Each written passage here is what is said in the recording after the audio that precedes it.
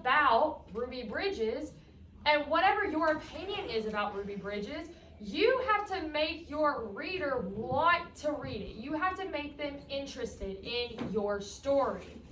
So my opinion, boys and girls, says Ruby Bridges is the bravest person in the world. So I had to think about why somebody would be interested in reading that. Why would anyone care about her being the bravest person in the world? And that's how I create my hook. I think about why the reader might be interested, and I draw them in using that reason. So I want you to listen to the hook that I created for my own story. I said, have you ever thought about who the bravest person in the world is? Or have you ever thought about how different schools used to be? Well, even if you haven't, this book will teach you all about it. I introduced my topic to my readers. I told them what my story was going to be about so they can read the first few sentences and say, is this something that interests me? Is this something that I would want to read? And it doesn't always have to start with a question. You can say an interesting fact about your topic, and that can draw in your reader. The whole point of a hook is to get your reader interested in what you are about to say. So that's what we did yesterday, and today I'm going to be looking for that in your writing. So if you were confused yesterday and you didn't add that in your writing, I want you to do that today, okay? But that's not the purpose of our lesson today. The purpose of our lesson today is to learn how to use expert words in our story. Who knows what an expert is? Who knows what an expert is? Phoenix. Someone who knows a lot about something. Someone who knows a lot about something. Someone who is a professional at something. Someone who's really, really good and knows a lot about the topic. Okay? So if we say an expert word, we're talking about a word that is specific to the content. Something that only an expert would know. Anyone can tell you that Harriet Tubman and Ruby Bridges was a girl, but only experts would be able to tell you that Harriet Tubman was the first African American girl to go to William Frantz Elementary School as a first grader. Only an expert would be able to tell you that. And you guys, Keno, are experts on Ruby Bridges. You're experts on Harriet Tubman. You're experts on Thomas Jefferson, Benjamin Franklin, because we've learned all about them. So we have to think about the vocabulary words that we use in our story. We don't want to use words that are super general. We don't want to use words that anybody could use because we want our reader to know that we know what we are talking about, Austin. We don't want our reader to think, this person's silly, they're just saying whatever. None of this is true. We want them to know that we know what we're talking about. We've done the research, we've read the books, we've learned the content, we've listened to all we can about Ruby Bridges. So it is our job to convince our reader that we've done that, okay? So that's what I'm going to model for you today. I want to read you the beginning of my story just so you can hear where I'm at in my story so far. I wrote, have you ever thought about who the bravest person in the world is? Or have you ever thought about how different schools used to be? Well, even if you haven't, this book will teach you all about it. In my opinion, this is where I'm about to state what I think. In my opinion, Ruby Bridges is the bravest person in the entire world. There are many reasons why I believe this. The first reason is because. Now this is where I stopped because I want to work through my thoughts on expert vocabulary. I don't want to say because I know that she did what was right. That's not using expert vocabulary. Using expert vocabulary means that I'm going to give you specific things that she did. Specific words that show you that I know what I'm talking about. I reason that I thought that she was the bravest person in the world is because even though everybody was mean to her, she still walked into the school. That's really general. Anybody could say that. So what I want to do is I want to use expert vocabulary to explain exactly what Ruby Bridges did. So listen to this. Tell me, I want you to put your finger on your nose as I write this, if it sounds better than saying she walked into the school even though people were mean to her, okay? So listen to what I write. I said, the first reason is because even though men, women, and children were yelling at her,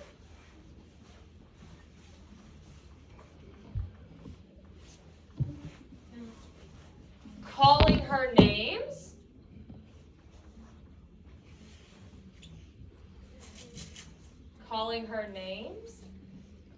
and some of them trying to hurt her,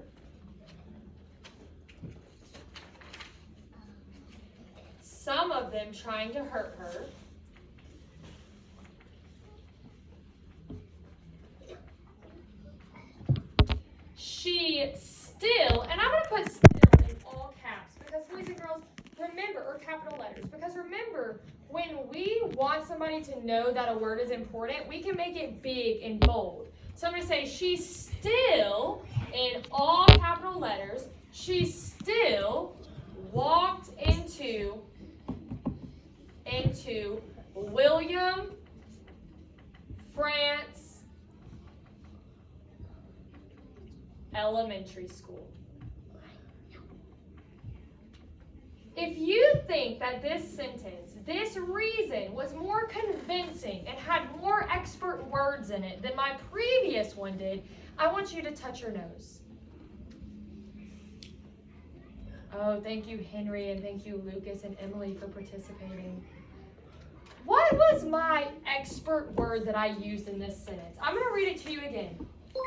I said, the first reason is because even though men, women, and children were yelling at her, calling her names, and some of them trying to hurt her, she still walked into William France Elementary School. What words in my sentence would you not know if you were not an expert? What words did I use? Zoe? Still. No, anyone can use the word still. What words would only an expert be able to use? Think about it. She still walked into William France Elementary School. Lucas? Because. No, not because. That's a word anybody can use. Leia? That she's still walking to school. I didn't say school though. What did I say? The William Elementary. William France Elementary School. Not, guys, boys and girls, someone who didn't know a lot about Ruby Bridges would not be able to tell you the name of that school. Only an expert would be able to tell you the name of that school. If I was some random person who just wanted to write something just to write it, then I could have said, she walked into school even though people were mean to her. That is not specific. That is not being an expert because anybody could write that. I made it very specific and used the name of her school. I said, the first reason is because even though men, women, and children were yelling at her, calling her names, and some of them trying to hurt her, she still walked into William France Elementary School. I could have said she still walked into school. Is school an expert word? No. School is not an expert word. But William France Elementary School, that is an expert word because only the experts would know it. Boys and girls, I'm going to give you a quick reminder.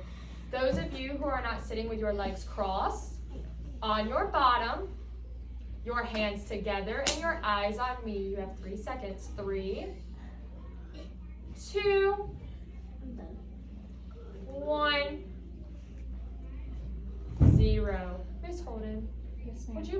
one from Leah and Mason.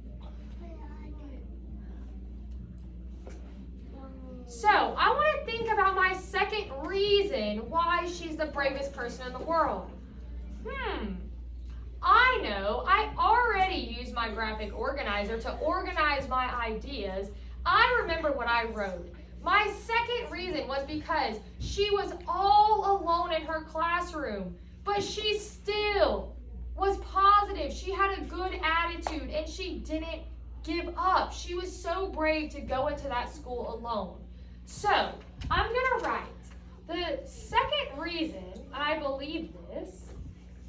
The second reason I believe this is because, I need to think about what expert vocabulary I can use. Leah, please. Expert vocabulary I can use. I'm sorry, please take 2. No. 3. Bottom. What expert vocabulary I can use to explain how brave she was. Well, let me think. Oh, I've got it. I know. I can say this is because she was alone in an empty classroom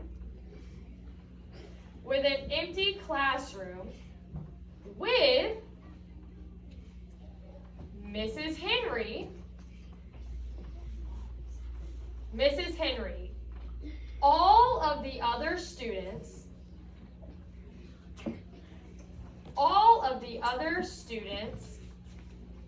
were withdrawn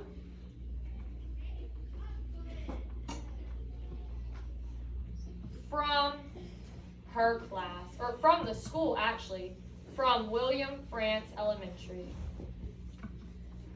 So, again, boys and girls, I provided the name of the school, which shows that I'm an expert, because again, not just anybody, Zoe, would know the name of the school, Leah. So, I said, the second reason I believe this is because she was alone in an empty classroom with Mrs. Henry. All of the other students were withdrawn from William Frantz Elementary School. What is a specific name that I used that shows that I'm an expert? Who did I say she was in the room with by herself? Nyla. Mrs. Henry. Mrs. Henry.